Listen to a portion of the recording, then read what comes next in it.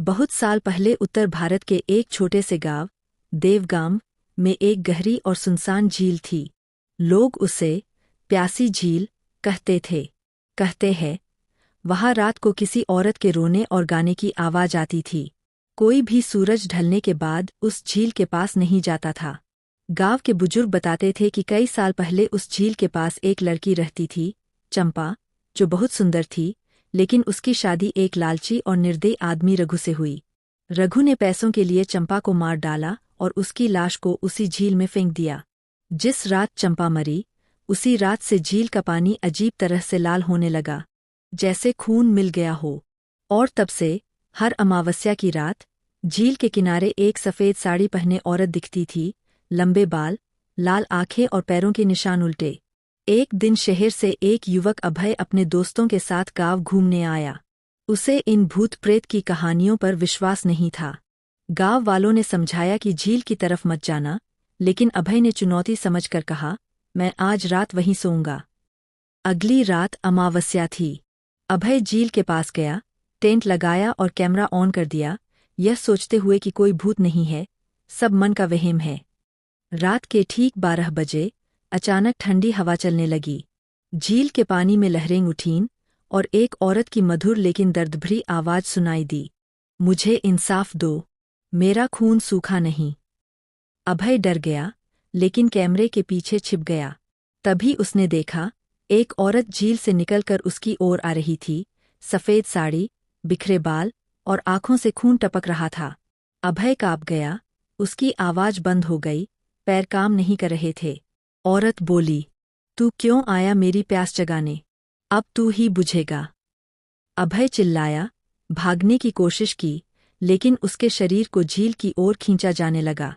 उसके दोस्तों ने अगले दिन झील के पास सिर्फ एक कैमरा और जले हुए टेंट के टुकड़े पाए। आज भी अगर कोई इंसान झील के पास जाता है, तो पानी में उसकी परछाई नहीं दिखती, बस एक औरत की परछाई, जो अब भी न्याय की प्यास में झील के भीतर भटक रही है। बहुत साल पहले उत्तर भारत के एक छोटे से गांव चांदपुर में एक पुराना कुआं था, जिसे लोग मनहूस कुआं कहते हैं। वहां रात को अजीब अजीब आवाजें आती थीं, जैसे कोई औरत रो रही हो। लोग डरते थे और सूरज ढलते ही उस कुएं के पास जाना बंद कर देते थे। गांव के बुजुर्ग बताते थे कि कई साल पहले सुजाता नाम की एक औरत उस कुएं में कूद गई थी। उसका पति उसे छोड़कर किसी और के साथ भाग गया था। तब से वो कुएं के पास देखी जाती थी, कभी सफ़ेद साड़ी में, तो कभी बाल बिखेरे हुए। एक दिन गांव में राहुल नाम का एक लड़का अपने दोस्तों के साथ खेलते हुए कुएं के पास चला गया। दोस्तों ने कहा, वहां मत जा, सुजाता चुड़ैल बन गई है। लेकिन राहुल ने हंसते हुए कहा, डरपोक हो तुम सब, कोई चुड़ैल वुड़ैल नहीं होती। जैसे ही वो कुएं के पास पहुंचा, उसे किसी के रोने की आवाज आई, हे, कोई है? मदद करो। राहुल घबरा गया। उसने पीछे मुड़कर देखा, एक औरत खड़ी थी, गीले बाल, लाल आंखें और सफ़ेद साड़ी। वो धीरे धीरे उसकी ओर बढ़ रही थी। राहुल चिल्लाया और भागने की कोशिश की, लेकिन उसके पैर जैसे जमीन से चिपक गए थे।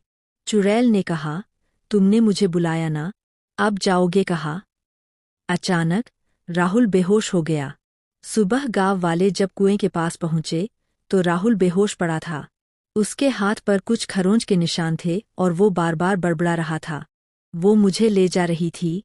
उसकी आंखें, उसकी सांसें ठंडी थीं। उसके बाद राहुल कभी उस रास्ते से नहीं गया। गांव वालों ने फिर से कुएं के पास एक लोहे की जंजीर बांध दी और ताला लगा दिया। लेकिन आज भी अगर रात को वहां जाओ, तो एक औरत की आवाज सुनाई देती है, कोई है? मेरी मदद करो।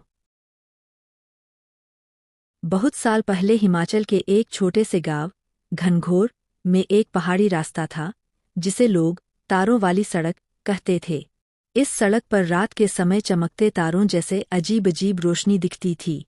गांव वालों का मानना था कि ये रोशनी किसी आत्मा की नहीं, बल्कि उस चुड़ैल की होती थी जो उस सड़क पर अपना शिकार ढूंढती थी। कहा जाता है कि बरसों पहले वहां एक सुंदर लड़की, श्यामा, रहा करती थी। वो अपने सौंदर्य और मीठे स्वभाव के लिए पूरे इलाके में मशहूर थी। एक दिन गांव के कुछ अमीर जमींदारों ने उसे अपहरण करने की कोशिश की। जब उसने विरोध किया तो उन्होंने उसे उसी सड़क के किनारे मार डाला। उसकी आत्मा को कभी शांति नहीं मिली। उसके बाद से उस सड़क पर हर पूर्णिमा की रात कोई न कोई लापता हो जाता था। गांव के कुछ लोगों ने बताया कि रात को अगर कोई उस सड़क से गुजरता है तो एक सफ़ेद साड़ी में लिपटी औरत दिखती है। वह बड़ी ही विनम्र आवाज में लिफ्ट मांगती है। अगर कोई उसे बिठा ले तो वह रास्ते में गायब हो जाती है, लेकिन उसके बाद वो इंसान या तो पागल हो जाता है या फिर कभी लौटकर नहीं आता। एक बार गांव का एक युवक अरुण शहर से देर रात वापस लौट रहा था। उसने इन बातों को झूठ समझा और अपने बाइक से तारों वाली सड़क से गुजरने लगा। जैसे ही वह सड़क के बीच पहुंचा, उसे सामने एक औरत खड़ी दिखी, सफ़ेद साड़ी में, खुले बाल और ठंडी आंखों से घूरती हुई। अरुण रुक गया। औरत बोली, भाई, क्या मुझे नीचे वाले गांव तक छोड़ दोगे? अरुण ने हंसते हुए कहा, हाँ हाँ, बैठ जाइए। औरत बाइक पर पीछे बैठ गई, पर उसके बैठते ही बाइक भारी हो गई। इंजन की आवाज बदलने लगी। अरुण को पसीना आने लगा। उसने शीशे में पीछे देखा और जो उसने देखा उससे उसका खून जम गया। वह औरत अब औरत नहीं थी। उसका चेहरा जला हुआ था, आंखें लाल अंगारे जैसी और जबड़े खुले हुए, जैसे वह किसी को निगलने वाली हो। अरुण की चीखें पूरे जंगल में गूंज उठीं। अगले दिन गांव वालों को उसकी बाइक टूटी फूटी हालत में मिली, लेकिन अरुण का कोई सुराग नहीं मिला। आज भी जब कोई उस सड़क से गुजरता है तो उसे अरुण की बाइक की आवाज और किसी औरत की धीमी धीमी हंसी सुनाई देती है।